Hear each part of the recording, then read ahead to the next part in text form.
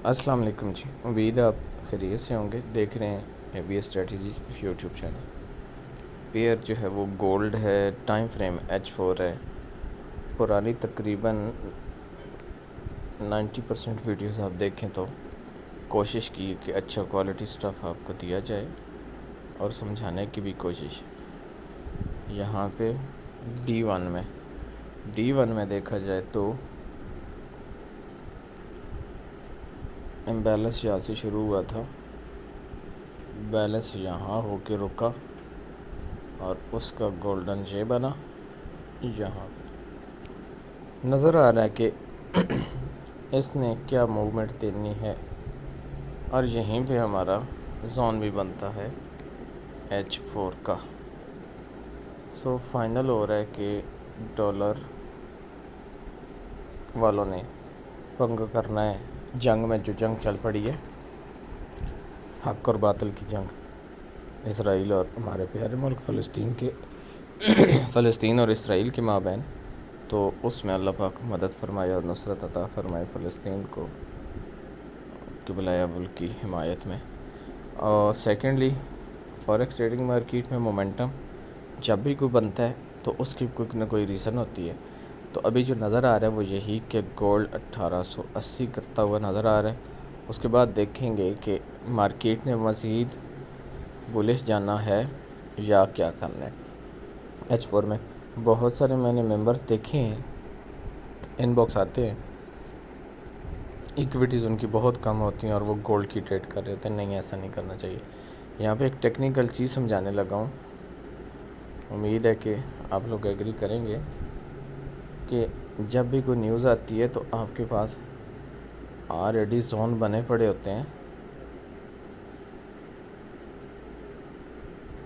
ऐसे आपके साथ बहुत दफ़ा हुआ होगा कि मैंने एक चीज़ पढ़ाई हुई है कि अगर आपका ये स्ट्रक्चर इस तरह हायर हाई बनते जा रहे हैं हर दफ़ा और मार्केट जो है वो लोस क्रिएट नहीं कर रही, हाइस क्रिएट कर रही है, सम टाइम आपके पास ये होता है कि मार्केट में हाई क्रिएट नहीं होता लेकिन लो भी क्रिएट नहीं होता, लेकिन लो को स्वीप करके मार्केट क्या करती है। अब जैसे ये अब ये तो था, लेकिन जहाँ पे आपके पास पीछे कुछ ना कुछ कोई डिमांड ऐसी पड़ी होती है जो आपको नज़र तो नहीं आ रही होती, लेकिन आपको तब नज़र आती है जब आप ऐसल करवा लेते हैं।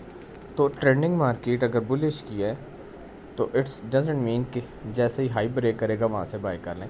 भाई हायर लो तो बनाने दो ना, हायर लो से बाय किया जाता है ना कि न्यू हाई बना के तो ऊपर चला जाए तो मार्केट में इसे हाफ ट्रेंड से बाय कर लेते हैं। उसको हायर लो बनाने दें, पता चले पीछे कुछ सपोर्ट है, डिमांड है, ऑर्डर जोन है, क्या है, वहाँ से फिर बाय, फिर लो बनाएगा, वहाँ से फिर बाय, फिर लो बनाएगा। सम टाइम ऐसे होता है। लेकिन अगर आपकी ट्रेंडिंग मार्केट में ऐसे नहीं होता और आपके साथ ये याद हो जाता है, मैं आपको थोड़ा सा कोशिश करूं, आपने डिमांड सप्लाई भी सीखा हुआ होगा और भी बहुत कुछ आप सीखते रहते हैं।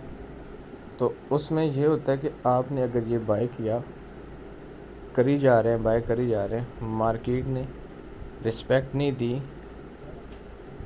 ये कर दिए, यानी कि लोवेस्ट जो था वो पहले ये ब्रेक किया यहाँ पे और फिर ये भी ब्रेक कर दिए।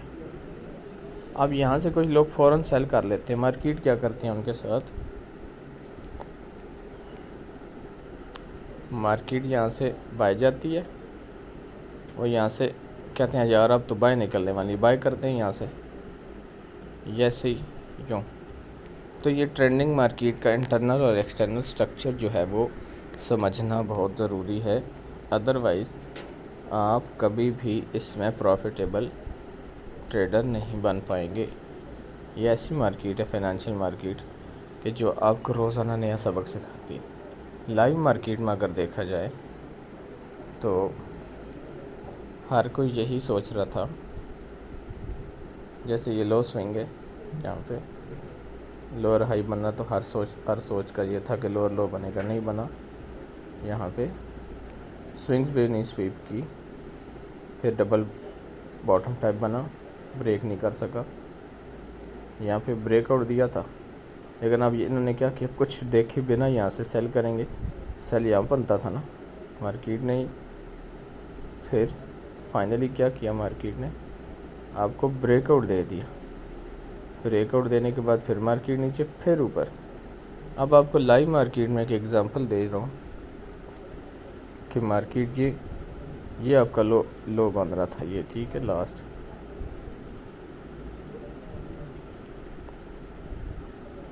कहीं पे भी मार्केट ने आपका लो कैंडल के साथ ब्रेकआउट नहीं दिया।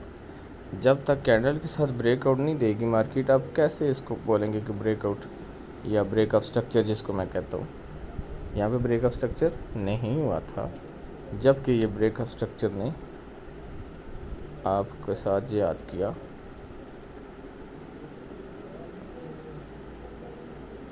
ये यहाँ पे ब्रेकअप स्ट्रक्चर जहाँ पे हुआ था, तो इसके बाद आपका बाइंग बनती थी। पता चल जाता है कि ठीक है भाई, ये ब्रेकआउट हुआ है ना यहाँ पे, तो मार्केट ने क्या किया, मार्केट ने यहाँ हाई बनाने चली गई। हाई लो बनाएगी तो बाय करेंगे, नहीं बना तो नो इशू। इसमें वो तो नहीं है कि एकदम से जो है वो आप क्या करेंगे, अपनी मर्ज़ी करना शुरू कर देंगे। नहीं, मार्केट ने आपको रिस्पेक्ट दी थी। मैं आपको देखें, टेक्निकल जब तक आप सीखेंगे नहीं और फंडामेंटल आपको कोई नहीं समझ लगने। आपको चाहिए कि आप पहले सीखें, उसके बाद अगर आप देखें तो ये डिमांड जोन था। हर बंदा ये चाह रहा था कि मुझे समझ लग जाए गोल्ड क्या करेगा, तो जो बताया जा रहा था गोल्ड ने वही कर दिया। अब पीछे रहा क्या, अब पीछे सिर्फ एसएल के, कुछ नहीं रहा। अब जो लॉन्ग में बाय करना चाह रहे थे उन्होंने सोचा अच्छा D1 में भी मार्केट ने आपको अच्छा खासा तपाया है पहले। ऐसा नहीं है कि मार्केट एकदम से आपके नरके में आई है। पहला दिन, दूसरा दिन, तीसरा दिन, चौथे दिन ने यहाँ पे क्लोजिंग दी। जो बहुत ज़्यादा क्लियरेंस की ट्रेडिंग करते हैं उन्होंने 1830 से गोल्ड को बाय किया। ठीक हो गया, क्योंकि डिमांड जोन में, ऑर्डर जोन में मार्केट आने के बाद यहाँ पे ब्रेकआउट के बाद जो है वो रिजेक्शन के बाद क्लोजिंग दी और एविडेंसेस दिए, देन बाय किया, और वो बेहतरीन है। सेकेंडली मैं आपको एक और मशवरा दूं कि अगर आपने लॉन्ग टर्म ट्रेड करनी होती है तो बड़े टाइम फ्रेम में लॉट साइज़ छोटी होती है और फिर इक्विटी मैटर करती है।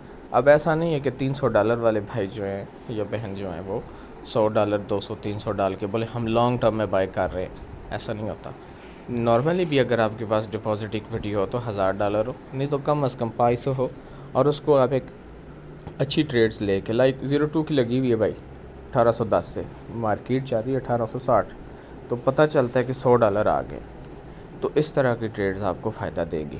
और अगर आप इंट्राडे के ऊपर काम करना चाहते हैं फिर आपको कम से कम ट्रेंडिंग मार्केट का पता होना चाहिए, और आपको ये पता होना चाहिए कि नेक्स्ट मोमेंटम मार्केट का कहाँ बनने वाला है। आज के लिए इतना काफ़ी है। स्टफ़ अच्छा है, सीखने की कोशिश करें। अल्लाह हाफ़िज़।